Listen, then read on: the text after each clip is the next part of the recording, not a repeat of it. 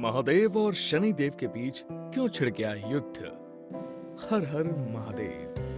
प्रिय भक्तों, आज हम आपको पौराणिक ग्रंथों में वर्णित एक ऐसी कथा सुनाने जा रहे हैं जिसे सुनकर आप भी निश्चित रूप से आश्चर्यचकित रह जाएंगे। दरअसल ये कथा एक युद्ध के विषय में है जो सृष्टि के स्वामी महादेव और न्याय के देवता कहे जाने वाले शनिदेव के बीच में हुआ था।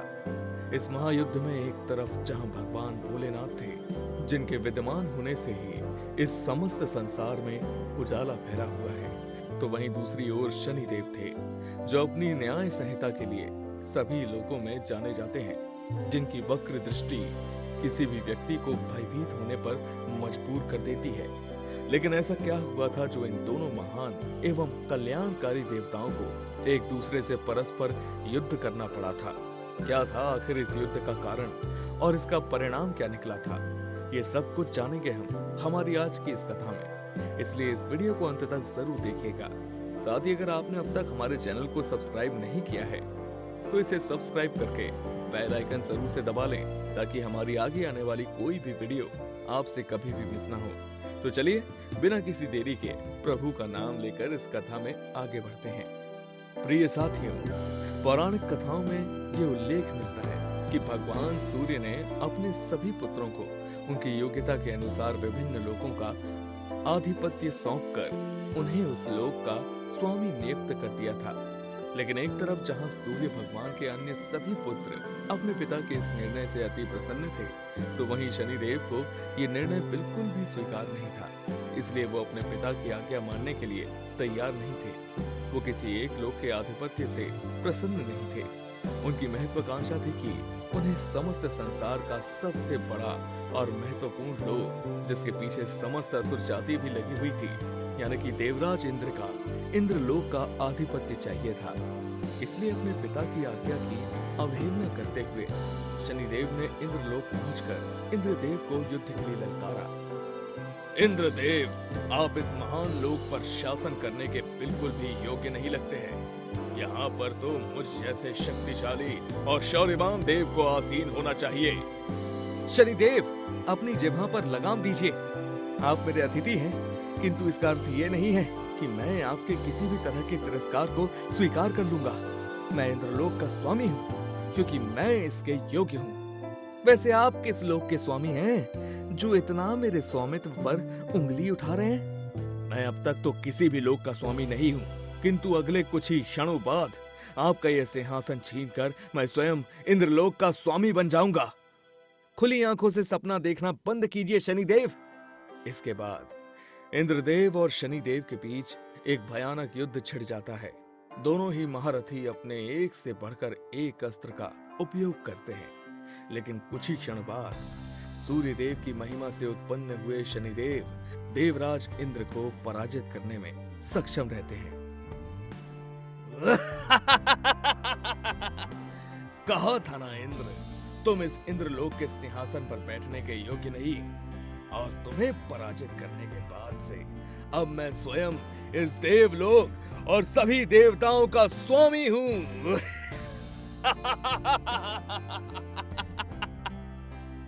लेकिन शनिदेव का मन यहां तक भी नहीं भरता है, और इंद्रलोक को जीतने के बाद वो अन्य दो लोकों पर भी आक्रमण करके उन्हें जीत लेते हैं। अपने पुत्र के ये सब कार्यों को देखकर सूर्यदेव सहायता मांगने के लिए महादेव के पास पहुंचते हैं। प्रणाम प्रभु। आइए सूर्यदेव, अचानक से हमारे पास कैसे आना हुआ? प्रभु, आपसे कोई भी बात आज तक छिप सकी है क्या? आप तो भक्तों की उन बातों को भी सुन लेते हैं जिन्हें वो अपने मुख से कह नहीं पाते। मैं आज आपके पास अपने पुत्र शनिदेव को सद्बुद्धि देने की कामना करने आया हूँ, और उसने अब तक जो भी किया है इससे तो आप परिचित ही हैं प्रभु। एक पिता होने के नाते आपकी चिंता बिल्कुल जायज है सूर्यदेव। अपनी शक्तियों पर अहंकार करना, दूसरे लोगों के स्वामी से युद्ध करके उनसे उनका लोक छीन लेना, ये तो असुर जाति की प्रवृत्ति है। शनिदेव जैसे किसी देव पर ऐसी प्रवृत्ति बिल्कुल भी शोभा नहीं देती है। मैं अपने शिव गणों को भेजकर उन्हें समझाने का प्रयत्न करता हूँ।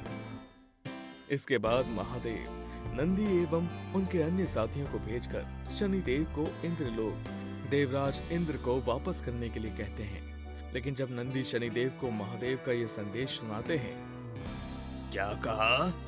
इंद्रलोक छोड़ दूं और अपनी शक्तियों के बल पर जीते हुए इस स्वर्ग लोक को उस अयोग्य देवराज इंद्र को सौंप दूं? कदापि नहीं।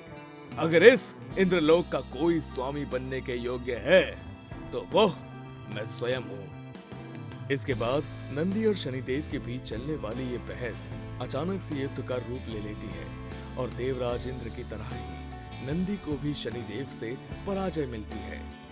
सूर्यदेव, लगता है शनिदेव अपने अहंकार में चूर होकर अपने से बड़ों की आज्ञा का आदर करना भी भूल गए हैं। अब मैं स्वयं जाकर उन्हें समझाने का प्रयत्न करता हूँ, किंतु मुझे ये भय है कि यदि इस बार भी उन्होंने किसी तरह का दुस्साहस किया तो कहीं मैं अपने शांत स्वभाव को छोड़कर विकराल रूप लेने में विवश न हो जाऊं। महादेव की बातें सुनते ही सूर्यदेव ने तुरंत ही उनके सामने हाथ जोड़ लिए, क्योंकि उन्हें अच्छी तरह से पता था कि यदि महादेव ने अपना शांत स्वभाव छोड़कर क्रोधित होने का निर्णय लिया तो आज शनिदेव का बच पाना भी कठिन होगा।